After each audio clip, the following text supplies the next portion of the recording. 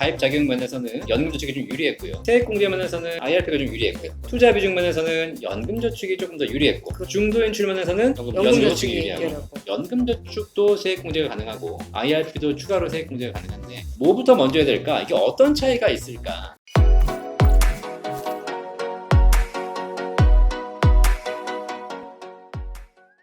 안녕하세요. 연금박사 이용주입니다. 오늘은 그동안 제가 다뤄왔던 연금에 대한 주제 중에서 국민연금, 개인연금, 연금저축, 주택연금 이렇게 많이 다뤄왔는데요. 그중에서 유독 퇴직연금에 대한 주제가 조금 적었던 것 같습니다. 그래서 오늘은 퇴직연금 전문가를 모시고 여러분들이 많이 관심 있어 하실 퇴직연금, IRP 이런 거 아시죠? 그 부분에 대한 주제를 다루도록 하겠습니다. 오늘 퇴직연금, IRP에 대한 정보를 주실 전문가 두 분을 모셨습니다. 먼저 한국투자증권의 신민혜 팀장님 모셨습니다. 반갑습니다, 팀장님. 안녕하십니까. 한국투자증권 퇴직연금본부의 기획과 마케팅을 담당하고 있는 IRP 기획팀장 신민혜입니다. 그리고 퇴직연금 전문가 윤주민 이사님 모셨습니다. 네, 안녕하세요. 주로 실무를 담당하고 있고요. 연금투자 전문가로 활동하고 있는 YG금융 컨설팅의 윤주민 이사입니다. 자, 팀장님 먼저 IRP가 뭔지 간략하게 한번 설명해 주시죠. 네, IRP는 영어 약자 그대로 Individual Retirement Pension, 즉 네. 개인형 퇴직연금이죠. 네. 그래서 이 IRP는 DB나 DC와 같은 퇴직연금 가입자 또는 소득이 있는 거주자라면은 네. 가입이 가능하십니다. 이런 IRP는 역할이 크게 두 가지로 나눌 수 있는데 네. 우리가 연말정산 이제 네네네, 받으시잖아요. 그렇죠. 그래서 네. 연말정산 받을 때 세액공제 역할, 그다음에 두 번째 이직을 하거나 퇴직을 하셨을 때 네. 퇴직금을 받아서 그 퇴직금 자산을 불려나가고 퇴직소득세를 절세하는 효과, 네. 이 두 가지로 나눠볼 수 있겠습니다. IRP가 그러니까 우리가 이제 퇴직을 준비하시는 분들이 퇴직 전에 가입을 해서 네, 세액공제, 연말정산 우리 연금저축처럼 세액공제 받을 수 있는 효과가 있고, 네, 그다음에 퇴직 이후에는 DC형이나 DB형에서 불렸던 퇴직금을 받아서 퇴직 이후에도 연금을 받거나 운용하는 계좌 두 개를 활용하는 거잖아요. 네, 맞습니다. 네. 네. IRP는 누구나 다 가입할 수 있나요? 아니죠. IRP 같은 경우에는 네. 소득이 있는 분들이 이제 가입이 가능하고 네. 연금저축 계좌가 소득이 없어도 가입이 가능하십니다. 그러면 소득이 없으면 가입이 안 돼요? 계좌 개설 당시에 네. 소득이 없다면 가입이 불가합니다. 아, 그래요? 그러니까 소득이 있으시다면 그게 근로소득이든 뭐 자영업자든 관계 없으신 거죠? 그렇죠. 그래서 이제 IRP 계좌를 개설을 하실 때에는요, 네. 본인의 재직증명서나 아니면 건강보험 네. 자격득실 확인서를 이제 제출하시면 되고, 네. 자영업자 같은 이제 사업자를 만약에 하고 계신다면은 사업자 등록증을 제출하시면 네. 가능합니다. 혹시 내가 내년부터는 소득이 없을 거야. 네. 그래도 올해 가입은 가능한 거죠? 네, 가입했다가 맞습니다. 소득 없다고 막 잘라버리고 이런 그건 거, 아닙니다. 그런 건 아니고요. 네. 네, 일단 소득이 있는 당시부터 가입이 가능하다. 네. 이런 말씀하셨습니다.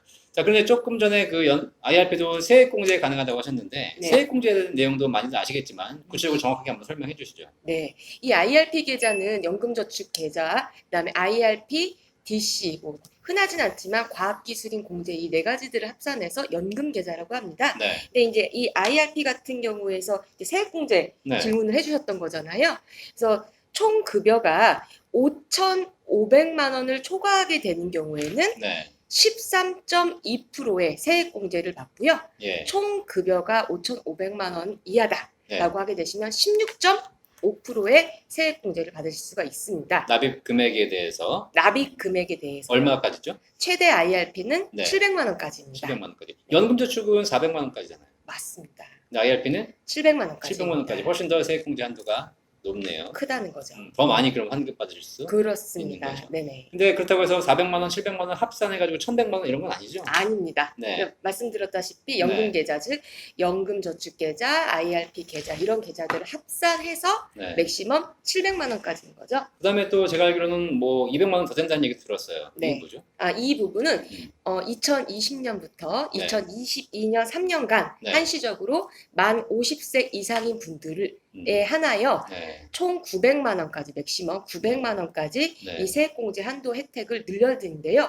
여기에 조건이 있습니다. 네. 이 만 50세 이상인 분들이 음. 본인의 어떤 종합소득이 1억 원이 초과가 되거나 네. 아니면 본인이 근로소득밖에 없다. 네. 그랬을 때는 총 급여액이 1.2억 초과. 그리고 금융소득 종합과세 대상자시라면 네. 이 200만 원을 추가로 되는 대상이 것은 안 되죠. 안 되는 겁니다. 대상이 안 되시는 거고 네. 200만 원 안 되는 거고 700만 원까지만 되는 거죠. 맞습니다. 자, 그런데 이제 사실 일반인들이 궁금해하시는 건 뭐냐면 세액공제를 그만큼 받는다는 것도 중요하지만 그러면 실제로 내가 얼마 환급 받을 수 있어? 이런 것도 궁금하시거든요. 그리고 윤주민 이사님 실제로 그 연금저축이나 퇴직 IRP 가입하신 분들이 네. 이 정도 받으면 얼마 환급 받으시는 거예요? 최대 900만 원까지 이제 받을 수 있는데 900만 그렇죠. 원 받았을 경우 네. 148만 원 정도를 148만 원. 예, 환급 받을 수 있습니다. 네. 매년 연말에 이제 연말정산 하면서 네. 그럼 700만 원까지 되시는 분들은 115만 원. 115만 원까지 700만 원 내고 115만 원, 900만 원 내고 150만 원 연 환급 받는 수익률 거죠. 16% 이상 되는 거죠. 그러니까요. 굉장히 높은 수익률로 뭐 세금을 환급 받는 거지만 네. 뭐 이자는 별도, 수익은 별도고 수익은 플러스 알파. 환급 받는 거니까 네. 굉장히 도움이 되는 거겠네요. 자, 근데 우리가 지금 얘기하다 보니까 실제로 이 IRP가 좋다는 건 알겠는데 IRP를 가입하시는 분들이 제일 고민하시는 게 뭐냐면 연금저축도 세액공제가 가능하고 IRP도 추가로 세액공제가 가능한데 뭐부터 먼저 해야 될까? 이게 어떤 차이가 있을까? 똑같은 돈이 있다면 연금저축을 먼저 하는 게 좋을까? IRP를 먼저 하는 게 좋을까? 고민되시는 분들이 많아요. 맞습니다. 어떤 차이가 있죠? 연금저축과 IRP? 네, 크게는 이제 연금저축과 IRP는 5가지 정도 차이점이 있습니다. 5가지. 네, 첫 번째 가입 자격입니다. 가입 자격? 네, 연금저축 같은 경우는 말씀드렸다시피 소득의 제한 없이 가입이 가능한 누구나, 거고요. 주부도. 주부도, 어, 학생도 가입이 가능한 거고요. 네. IRP 같은 경우는 소득이 있는 사람이 해당이 됩니다. 두 번째는 세액 한도. 평균적으로 연금저축 계좌는 400만 원 한도까지, IRP 계좌는 700만 원까지. 단 여기서 근로소득이 1.2억이 넘거나 종합소득이 1억 원이 초과가 된다면 네. 이 연금저축 계좌의 한도는 400이 아닌 300으로 줄어들게 되시는 거죠. 그러면 400이 300으로 줄면 IRP도 700에서 600으로 주나요? 아닙니다. 그대로 그렇잖아요. 예, 700입니다. 그러면 세액공제 관련해 가지고는 연금저축은 소득이 많으신 분들은 400이 아니라 300까지밖에 세액공제 못 받는데 네, 연금저축은 700을 다 받을 수 있으니 예, 맞습니다. 소득이 많으신 분들은 IRP 로 IRP를 활용하시는 게 좋겠네요. 그렇게 되겠죠. 아니면 연금저축에 300을 넣고 네. 추가로 400을 IRP로 활용하면 그렇게 해서 700까지 700 활용할 수 맞추는 있겠네요. 거는 되겠네요. 소득이 좀 많아도 어차피 700까지는 할 수 있겠네요. IRP 네. 활용하면. 네. 네. 그리고요. 또 세 번째로는 투자 비중입니다. 네. 연금저축 계좌는 100% 실적 배당형 상품이 이제 투자가 가능한데요. 네. 이 IRP 계좌 같은 경우는 70% 네. 한도 내에서만 이 투자가 가능하고요. 그러면 나머지 30%는 나머지 30%는 원리금 보장 상품과 같은 것으로 뭐 운영이 돼. 채권이나 채권 혼합형도 가능하고요. 네. 무조건 네, 하기 싫으면 하기 싫어도 안 돼요? 뭐 그냥 현금성으로 그냥 보유하시면 되죠. 나머지. 나는 다 주식하고 싶어.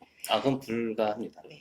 네. IRP 계좌에서만 불가합니다. 네. 그럼 연금저축이 아까 세액공제면에서는 약간 불리한 게 있었는데 네. 반대로 운용면에서는 연금저축이 좀 유리하고 그렇죠. 예, IRP는 일정한 좀 제한이 있네요. 네. 네. 또 네 번째로는 이제 중도 인출 부분입니다. 만 55세 이전에도 네. 연금저축 계좌 같은 경우는 중도 인출이 굉장히 자유롭거든요. 네. 근데 IRP 계좌 같은 경우는 근태법상 정한 음. 부득이한 사유가 아니라면은 네. 인출이 불가하기 때문에 네. 이 부분 꼭 차이점을 기억해 주셨으면 인출이 안 돼요?